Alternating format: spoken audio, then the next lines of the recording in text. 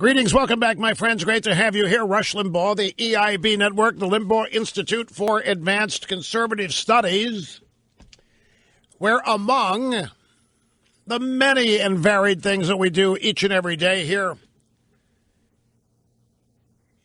is happily pursue happiness and happily find happiness and happily behave in happiness without any guilt, unlike our Democrat idiot friends. Live from the Southern Command in sunny South Florida, it's Open Line Friday! Yes, sirree. 800-282-2882 if you want to be on the program. And remember, Open Line Friday, there are scant restrictions.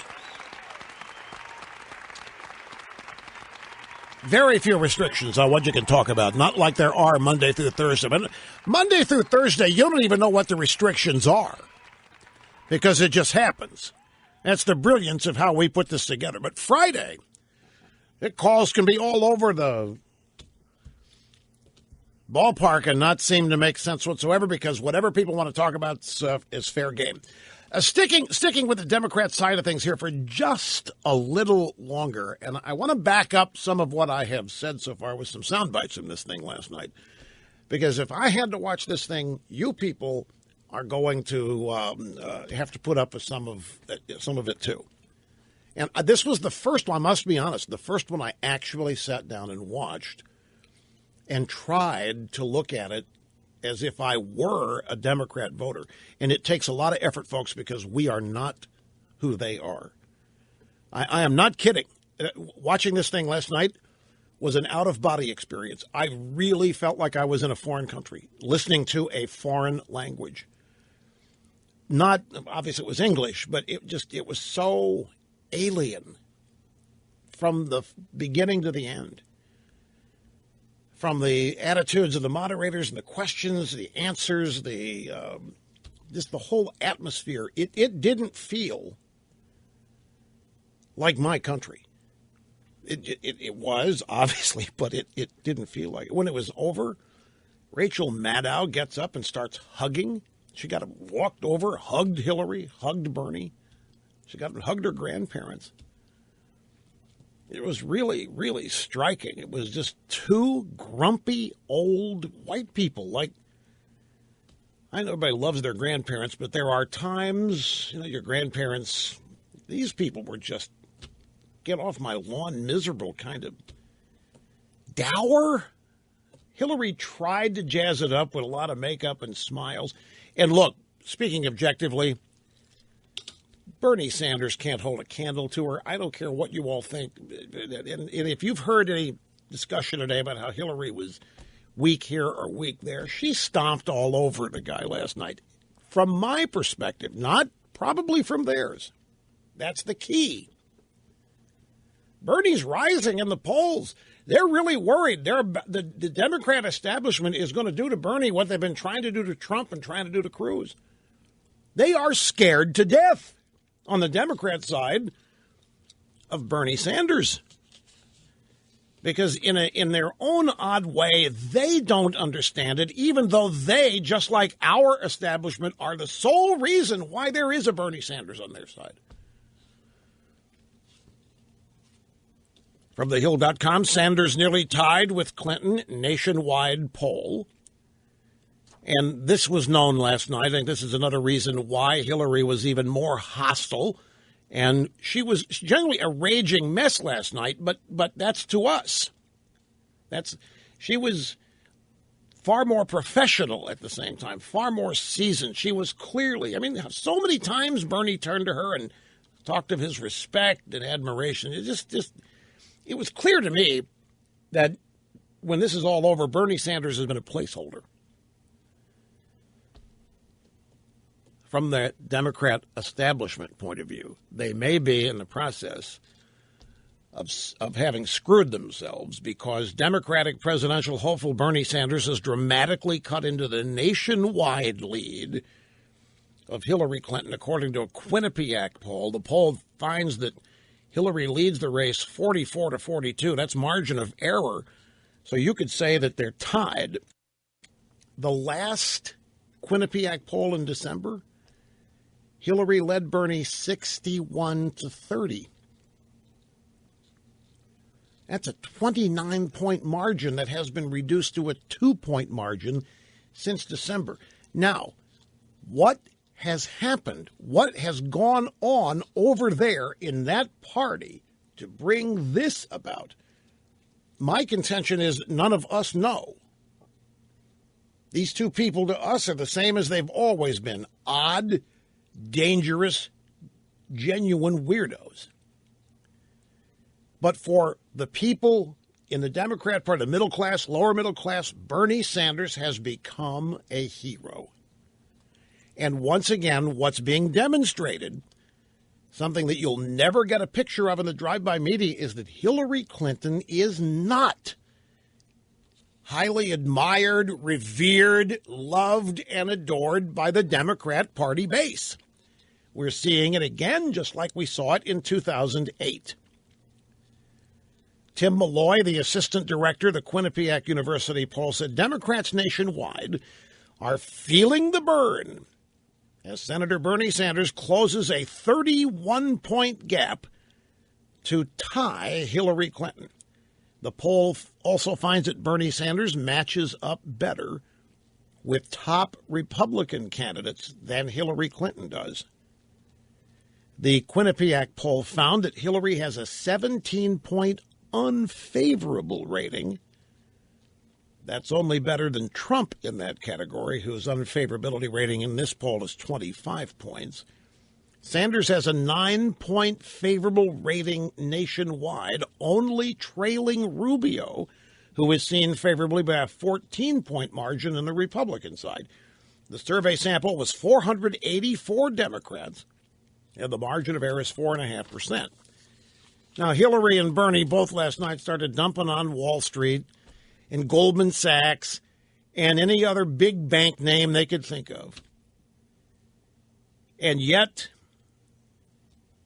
Goldman lobbyists, Goldman vice presidents, Goldman CEO and a CEO wife are all Hillary donors. And they prop up the Democrat Party. Hillary Clinton said Wednesday night of Goldman Sachs, they're not giving me very much money now. I can tell you that much. No, they just paid her $685,000 to speak. When she was asked about that, she said, well, that's what they offered. It turns out, no, that wasn't true. These people lie all the time. Their base doesn't care, folks. To their base, Hillary or Bernie lying, if that's what it takes to beat us back, we are the focus of evil, and therefore there are no rules limiting what they can do to beat us. So if they have to lie, all the better. And if they're good at it, that's even better. They're not worried about the morality of their leaders, obviously. They're not worried about the character. All they want is somebody who is going to say things to let them know that they agree that these people have been shafted. They've been shafted by an unfair, unjust America with powerful forces that are denying them everything in life. And Hillary and Bernie come along and promise to make up for it by giving them what they have been denied by these powerful forces. And if they have to lie in order to get there, that's fine. Turns out that this $685,000 fee, it's not what they offered. Her speaking agency, she's got a speaking at the Harry Walker agency. Like everybody that does public speeches has an agent that goes out and gets these things. I, of course, have never had an agent because my phone rings. But I don't do any that I charge for. Never have. That's another thing that burns me. Hillary Clinton, Bill Clinton, $685,000. Her normal price, the normal cost to get Hillary Clinton's $200,000 to $250,000. And I run around and I do these things for nothing when I used to do them. Maybe for a little take or whatever ticket action there was, but nothing like this. It turns out that the $685,000 is not what Goldman Sachs offered. It's what the Harry Walker agency negotiated. Now, in the debate last night, it came up that Hillary was asked if she would release the transcripts of some of these speeches that she's made, and she wouldn't do it. Let me find the audio soundbite here that, let's see. Grab number 13 from the debate last night. F. Chuck Todd. Have you noticed the comb over there? I haven't seen Chuck Todd in a while. It must be good and getting bad up there. Well, I know. It's not relevant. It doesn't matter. I hadn't seen Chuck in a long time. And it looked like a Kia pet growing. Well, anyway. Chuck Todd, moderating a debate, said, Madam Secretary, are you willing to release the transcripts of all of your paid speeches? We do know through reporting that there were transcription services for all of those paid speeches. In full disclosure, would you release all of them? I will look into it. I don't know the status, but I will certainly look into it. But I can only repeat what is the fact, that I spoke to a lot of different groups with a lot of different constituents, a lot of different kinds of members about issues that had to do with world affairs. I probably described more times than I can remember how stressful it was advising the president about going after bin Laden. Oh, we can just imagine the stress. What is a stress reliever? What do people take to get rid of stress? They're probably had 5 bottles of the stuff, whatever it was. The stress of advising. Now, on one hand, I might be able to be convinced that there was stress getting Obama to go get Osama, because Obama would rather play golf. In fact, didn't they have to drag him off the golf course to get in there to watch the actual raid? Anyway, she won't release the transcripts of her paid speeches. Can you imagine that question even coming up? Now, why do you think she won't release the transcripts of paid speeches? I'll tell you why. I'll tell you exactly why. It's not because there's anything classified in them. It's not because there's anything embarrassing like giving out phone numbers to women to get to Bill. There's nothing like that in there.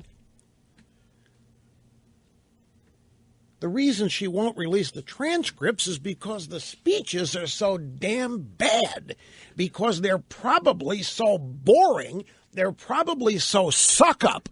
Those speeches are probably, if they released the transcripts, it would be obvious why she's going out speaking to these groups. She's sucking up, she's promising them things. They've just paid her a lot of money to show up and speak. I'm sure she's telling them what all they can expect for it, in a disguised way, things that she wants to do policy-wise if she's elected. She doesn't want to give away the transcripts here because it would indicate there's a quid pro quo going on.